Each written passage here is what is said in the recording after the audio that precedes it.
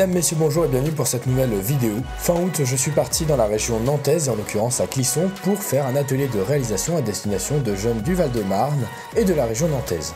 Avec l'équipe dans laquelle j'étais, nous avons décidé de réaliser un documentaire sur le château de Briassay qui est un domaine viticole et également un lieu d'apprentissage. Le documentaire était déjà sorti sur la chaîne début septembre, mais j'ai été obligé de le mettre en privé car certaines vidéos ne nous appartenaient pas. En l'occurrence aujourd'hui, on a le droit de les utiliser comme on le veut, donc c'est pour ça que je vous rediffuse le documentaire. Je tiens à vous rappeler également que ce documentaire a été réalisé en seulement 3 jours et par des personnes non professionnelles, raison pour laquelle le montage est un petit peu bâclé, que la voix off a énormément de soucis, en tout cas moi je trouve, et que les images, bien que très belles pour certaines d'entre elles, sont parfois à l'étalonnage disgracieux. Donc c'est un documentaire qui pourrait être amélioré, j'espère cependant qu'il vous plaira. Les images, moi en tout cas j'en suis très satisfait. Je vous invite à liker la vidéo et à vous abonner pour voir nos prochaines vidéos et nos prochains documentaires.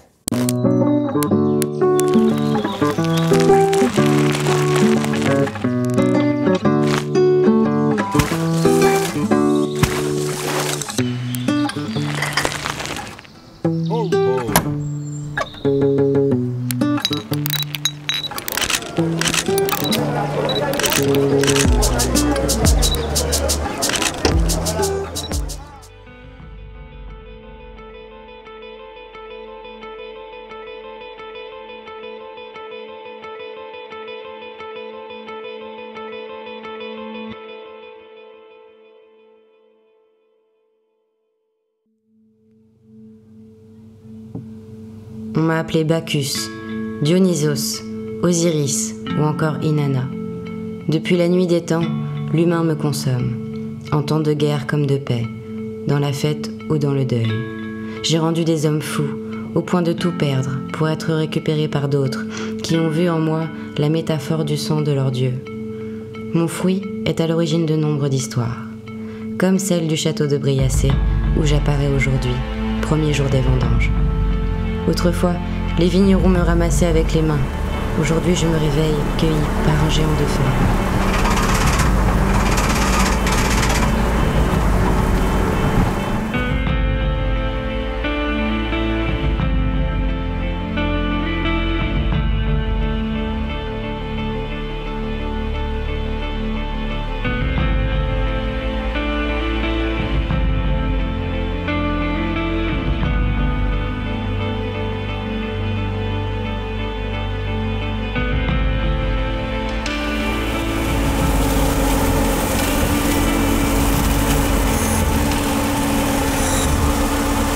Les humains semblent fatigués de se baisser, mais jamais de me boire.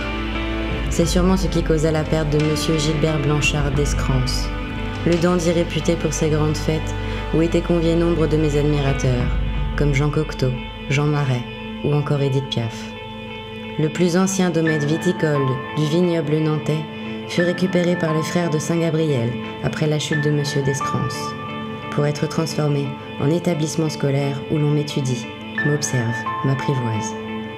Des générations entières sont passées sur les bancs de cette école pour devenir les forgerons de mon destin. Comme Olivier, devenu chef de rang du domaine et vigneron de père en fils. Sitôt le collège, je suis arrivé ici même au lycée de Briassay pour faire un BEPA, suivi d'un bac pro vignes et vins. J'ai fait quelques années d'expérience professionnelle et je me suis installé en 2003 sur un domaine familial depuis 3 générations. Aujourd'hui, je suis représentant et responsable du domaine au château Briassay. Au sein du domaine, nous venons de lancer les vendanges 2022 avec les premières vignes vendangées à la machine. Nous venons tout juste de lancer le premier pressoir, donc les premiers jus pour obtenir un muscadet sont en plein égouttage.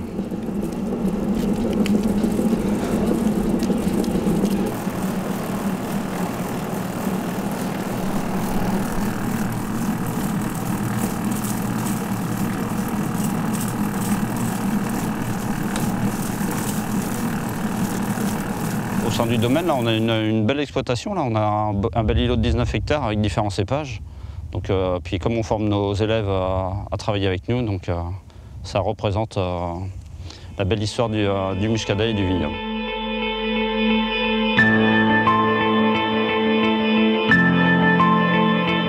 C'est une histoire intergénérationnelle qui se transmet ici. comme raconte Jean-Claude, qui a fait partie de la promotion 1960. Désormais à la retraite, il continue cependant de se passionner pour moi. Je suis venu en 65. Pendant 4 années que je suis passé à l'école. Donc j'étais en alternance, j'étais 2 semaines chez mes parents et 2 semaines à l'école pendant 4 années. En 72, j'ai pris la suite de mon père en novembre 72. Je me suis marié en 75 et là, ma femme est venue travailler avec moi. Donc on était tous les deux sur l'exploitation. On n'a jamais eu de salariés permanents. On n'a toujours eu que des saisonniers pour les vendanges et la taille. Et donc on a fait toute nos carrières comme ça. Alors maintenant on est retraité, on reste dans la partie parce que bon, on a plein de gens qu'on côtoie, qu'on connaît. Moi les vendanges, une vigne qui est de 1947, que c'est mon père qui avait planté, je suis né au mois d'octobre, on était toujours en vendange au mois d'octobre, en 51, et il y a belle lurette qu'au 15 septembre c'est fini les vendanges, il n'y a plus. Un mois avant, il n'y a plus de vendanges, donc, et la vigne est toujours là. Donc c'est la même vigne, ça fait bien voir que ça se réchauffe.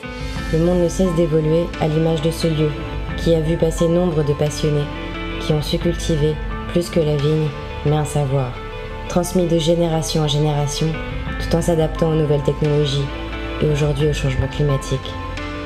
L'histoire ne s'arrête pas, mais elle se répète.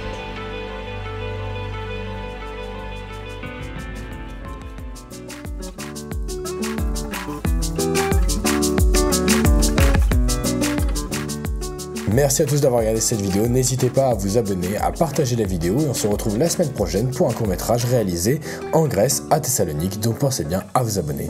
A bientôt, on ferme.